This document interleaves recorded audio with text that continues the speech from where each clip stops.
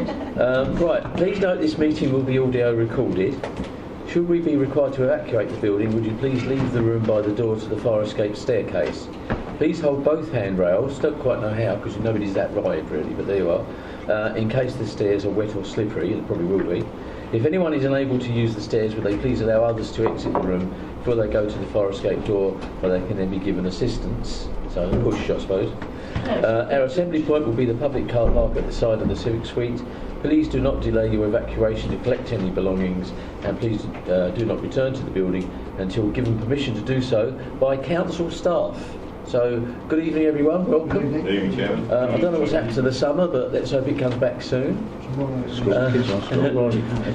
Right, apologies for absence. I've been given apologies from Councillor Simon Smith and Councillor Webb. I think that's the only ones at the moment. Non-members attending, we have two non-members. They can be Councillor Williams and Councillor Shaw. Very welcome, thank you for coming along. Right, minutes of the meeting held on the 1st of March. Is it your wish I sign them as a true record? Agreed. Thank you. Anything in those minutes not mentioned elsewhere within the agenda anybody wants to bring up at all? Okay. Any declarations of interest, please? Just in case, Brady Town Council. Okay. Well, I think it's a common interest. Yeah. If it can be noted. But if anything occurs to you in the course of the meeting, please declare it then, and we'll make sure it's recorded in the minutes. Yeah. Right. Item 5: matters referred to the executive and reports from other committees. I'm not aware of any. So the first item is item 6, which is the progress on decisions. Planning to go through every page of this. Most of it's, a lot of it's done actually, by the looks of it. So, does anybody wish to raise any particular items, please? All quiet. No. Right. So, members accept the report. Yes, Thank you. Item 7. Let's get to the beginning of it. Is the report from our Section 151 officer, and I'm deeply pleased to see him in a very worthy substitute. Thank you. Thank you, Mr. Chairman. Okay, I don't plan to go through the report line by line, but what I'd like to do is just pull out some of the key points. First of all, line 1.1, quite a highlight we've made.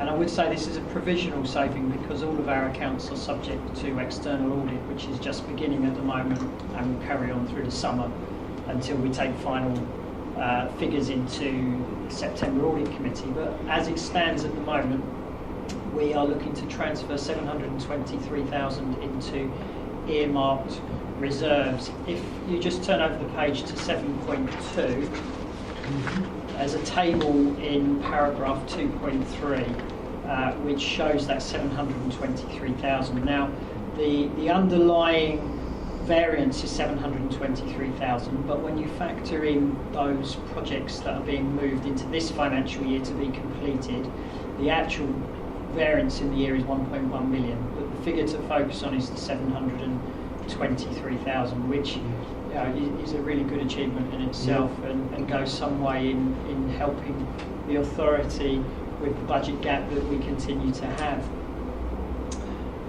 Just to kind of put some emphasis on that, so if you look at paragraph 2.1, our revised final budget for the year was 9.1 million, and we came in at £8 million. So yeah, it's a good position to be in, and hopefully something that we can continue to carry on into this financial year, 17-18, as we move through the year. Just some of the key variances that make up that difference. Electoral Commission gave us more money than we were expecting. That was mainly through the Brexit. Don't say that too much in public. Through the Brexit vote. As you remember, last year we had two elections. We had the district elections as well as the Brexit vote. So extra money came forth from the Electoral Commission, which meant we didn't have to use our budgets. So we had a bit of a saving there. Pleased to say car park income was up, £97,000 more revenue generated than budgeted. Always a bit of a contentious item with the constraints that we have on what we can do with that revenue, but needless to say, again, better than we budgeted. Some of Marcus's areas, so we had 98,000 on recycling disposal, which is basically more material being recycled, going through, generating those credit claims than we budgeted, plus a slight saving on the material recycling facility, which was good. The contract savings that were delivered on the street scene and recycling contracts.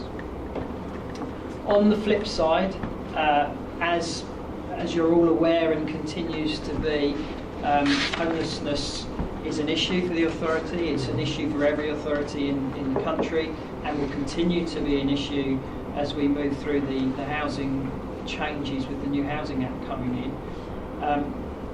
The final variance was £17,400 adverse, but within that there were, if you turn to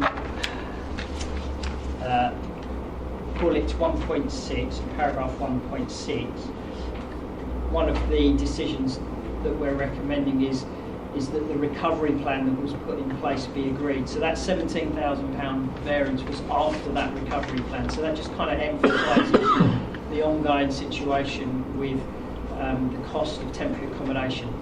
Having said that, as we move through this year, we're now getting close to having people in South Street and Francis Cotty Lodge. So we'll continue just to monitor that as we go forward and adjust this year's budget as we go. That's revenue. Just thinking now slightly on capital.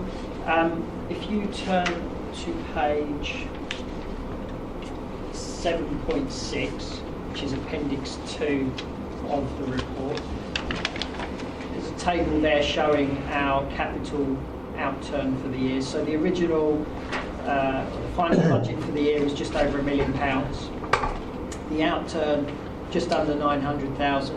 So we're carrying forward into this financial year £142,000 worth of capital projects, if you like, that we'd like to deliver in this financial year, and then there again, they're part of the recommendations that gets agreed. So just to ask Matt, I mean that's earmarked, obviously. Yes. Yeah, for this year. Absolutely. Yeah, they you. are specific projects that will be delivered in this financial year that were part of the original plan, but for one reason or not, they've just a bit of slippage. Yeah. slipped into this year. Thank you.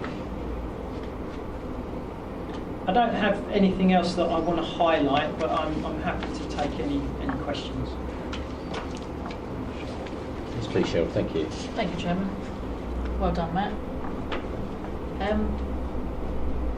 Can I go back to car park revenue? And I know I'm probably jumping forward a bit here. We are July, nearly August, but Christmas will soon be on us. Yes. I'm assured. Can we make an earlier decision this year so that we can publicly announce it instead of the lastminute.com that we are going to have free Saturday? I think that's a good idea because it needs to go out there so people can plan to come here. I think that's a So I good think we idea. need to get that approved somewhere along the line so that we as politicians, if you like, can start advertising the fact. I don't know what has bubbled around in terms of information on this very issue. I think it's probably worth pointing out there is a submitted motion to the next meeting of council from and that the opposition, I guess, proposing that an early decision be made on that very issue. Well, I'd like to propose it here tonight, here and now, Indeed. I'll second that. Yeah. Yes. if I may. Is it? It's normally a portfolio? Chairman, it would normally be within the portfolio. Yeah. Well, I've proposed it. You've seconded Yeah. it. Can we please go ahead? Well, I think we can't approve a motion actually where we are now, but it's a decision of the portfolio holder, so that could be issued by the portfolio holder. Yeah, I think- Should he decide to Exactly. choose? Yes, and Chairman, I think there needs to be a conversation from 151 Yeah. officer. I know Matt's sitting here, but in terms of making making sure that it doesn't cause any difficulties from a financial Yeah, perspective. understand that. Yeah. My advice on that, Mr. Chairman, would be perhaps just to wait for the Q1 report, which is being brought before you in September, early September, where you'll have an up-to-date position on car park income. And then, by then, the 151 would have had some input into it as well. So then, Chairman, if I can come back there, when is our next full council meeting? October, isn't it?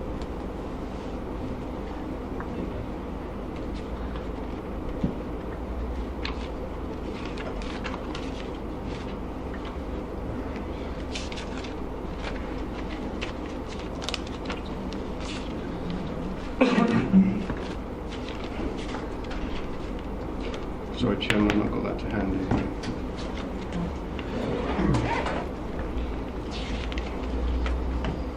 I think you're right, it's October. I think it is October.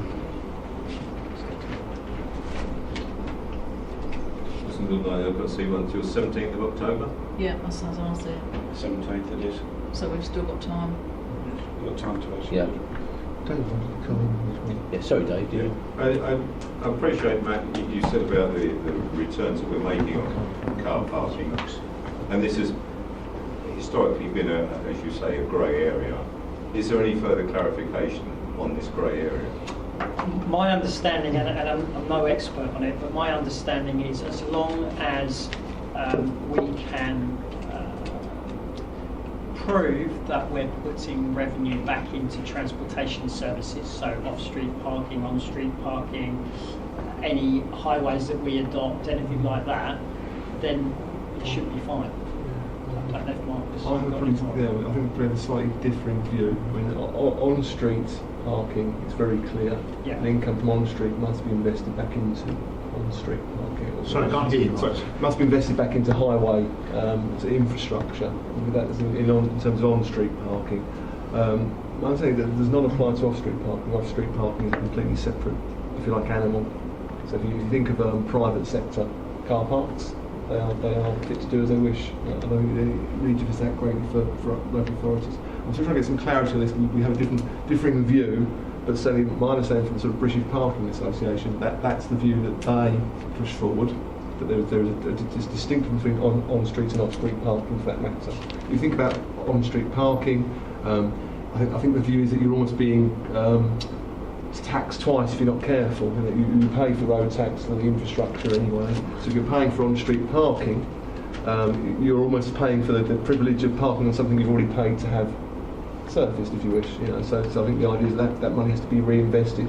But off-street car parks are a facility purely for car parking, and the revenue can be invested in different Well, ways. could we use that, for example,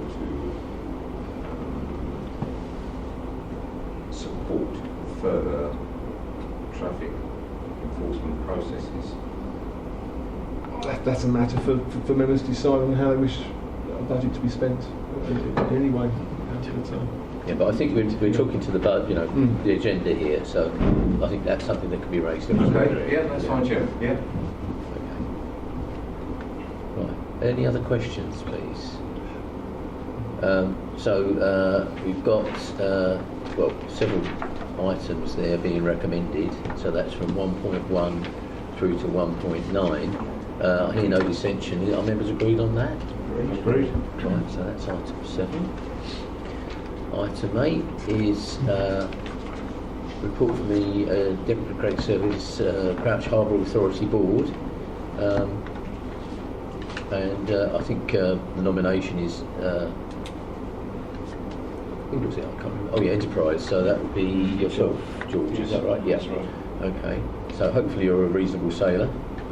I'm a reasonable sailor. Apart from that half cabin cruise I sunk in Australia, but I'm fine. Well, that's reassuring. Great Barrier Reef's never been the same since. It hasn't. Okay. Did anyone speak to this at all? Members agree? Yeah. Yeah. Okay, thanks. That's item 8. Item 9 is the exclusion resolution rather than read it. Members, are you happy to accept it? Yes, please. Thank